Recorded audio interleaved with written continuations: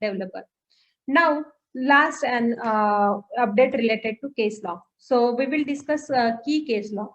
First, related to the legal or lawyer.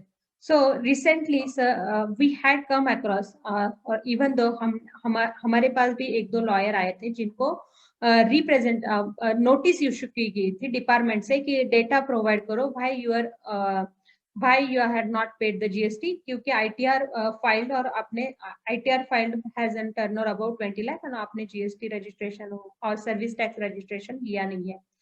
So friends, lawyer or services provided by the lawyer has exempted even in pre-GST era. So if we consider the pre-GST era, even in pre-GST era, if you refer serial number 6 of mega exemption notification, the lawyer has exempted from the lawyer had exempted from the service tax also on in the pre-GST era. So in that case, Orissa High Court, in the case of Devi Prasad Tripathi, had directed to the authorities or service tax or GST authorities that lawyers are exempted from paying the service tax and GST, and hence don't harass them by issuing the demand notes. So definitely this is a big relief to the lawyer as far as lawyer is concerned. So authorities has directed that don't issue the notices to them. Definitely, if authorities issues a notice, we have to submit the details. Even in our case or whoever the lawyer approach to, so एक lawyer हमें भी approach हुआ था, तो हमने उसके details submit किए, authorities को explain किया कि lawyer को GST, lawyer को service tax क्यों applicable नहीं है. We had provided that exemption notification. तो ये सब में जो टाइम जाता है, that can be the harassment. If I am exempted, if everyone knows that the lawyer is exempted, then don't need to give the notices unless and until there is an information that any taxable income has avoided by that lawyer.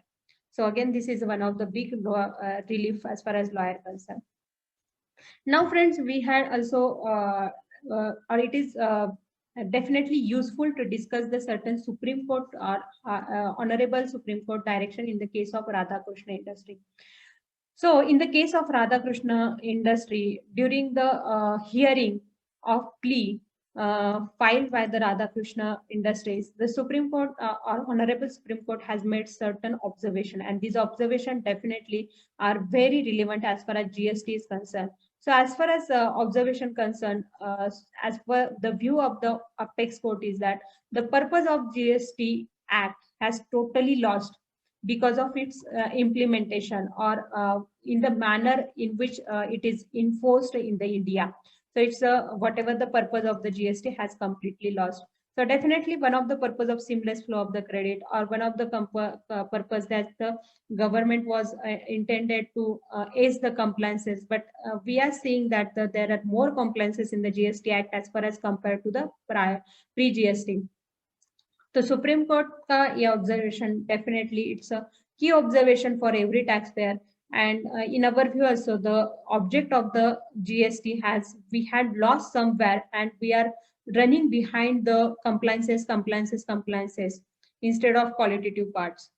Second observation is the balance of the Supreme Court or apex made in these cases.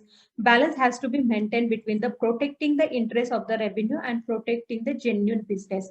So this statement has made by the apex court, और वो ये जो observation है वो bank attachment के case में observation किया गया हुआ है. So friends, you may aware that nowadays bank getting attached without any reason, without considering who is assessee, whether he is a taxpayer from the last very few years, whether it is a large taxpayer, how it will get affected their business. तो कौन सा भी aspect consider नहीं करके bank attach किए जाते हैं. Even in some of the cases we had seen that the after receipt of the order bank get attached even in 2-3 days. तो हमें वो अपील का, सो अपील फाइलिंग के लिए at least 30-60 days as per the act होते हैं. तो 60 days we are having for the purpose of the appeal. Why the authorities are not giving that 60 days also? You can attach after 60 days. That 60 days also not given to many of the taxpayer. After receipt of the order, within 3-4 days, accounts are getting attached in some of the cases. The friends, definitely bank attachment or the attachment of the bank or property should have a proper SOP. So that's only highlighted by the Apex code, that there should be the balance between the protecting the interest of the revenue and protecting the genuine business. Where the assessment order should not lead to the attachment of the bank. तो assessment order issue करना मतलब bank attachment नहीं होता है if there is no genuine assessee or your or authorities has a concern about the revenue. तो अगर SSC अगर revenue या पे नहीं करने वाला या लास्ट उसका ट्रैक रिकॉर्ड गुड नहीं है, then you can attach the bank, then authorities can go for the bank attachment. But at least for the genuine taxpayer, the bank attachment should be implemented with the due care so that business should not be affected. So again, these are the good observation and can be used in the future. Now, one of the case related to Kalyan Jewellers. So Kalyan Jewellers approached to the advanced ruling authorities, and this is an again an appellate advanced ruling decision. Approached to the advanced ruling authorities for the gold voucher, taxability of the gold voucher.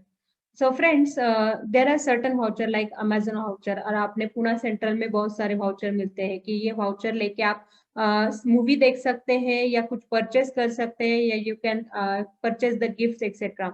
So in GST law, vouchers are divided into two parts: determined and undetermined vouchers. So determined voucher means what?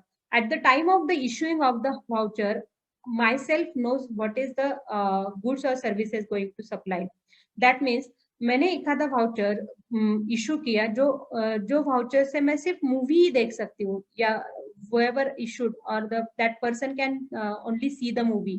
तो वो voucher दूसरे के लिए किसी के लिए use ही नहीं होगा. That means at the time of supply itself, I know that the voucher is going to be used at the time of the movie for the purpose of movie purchase only. तो ऐसे voucher में GST is payable at the time of the issue of the voucher only. But if the voucher is undetermined, or the undetermined means if let's say voucher एक voucher से मैं movie भी देख सकती हूँ, पेट्रोल भी purchase सकते हो, यानी गिफ्ट भी ले सकती हूँ, जो मुझे जो चाहिए वो मैं कर सकती हूँ, and that is a cash voucher. Then it is very difficult to know what is the supply is going to be happen with that voucher. So in this case, section 12 or section 13, if you refer that section, that says that in case of indetermined voucher, the GST is payable when the supply is made. That means when vouchers are redeemed.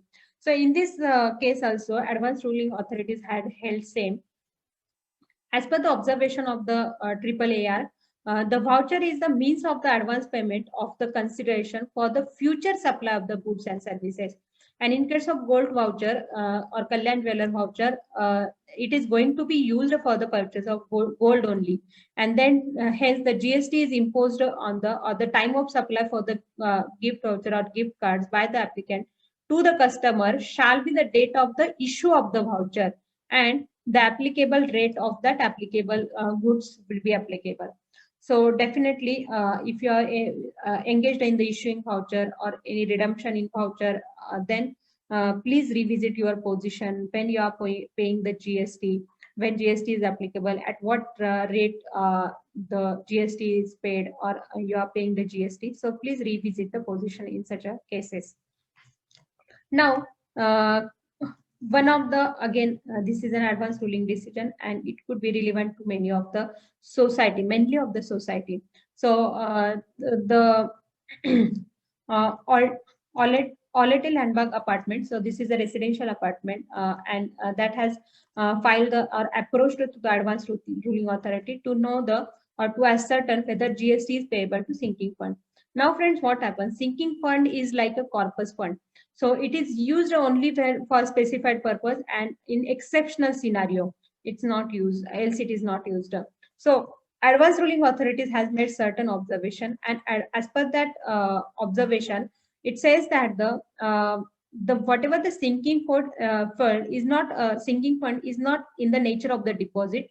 It is in the nature of the advance payment towards the supply of the services. Second observation, that the GST second observation made related to sinking fund is that the CHS or the what bylaws of the CHS were silent on the whether amounts so collected are refundable. So if it is not refundable, then GST is payable, and GST at the 18% is payable at the time of the receipt of the sinking fund amount. So friends, if your sinking fund is refundable, or or cooperative society sinking from any society's sinking fund is refundable, then please cover that by way of the agreement between the members and the society, because it is again or levy of the GST at the rate of 18% cannot be ruled out in such cases. So please revisit if any amount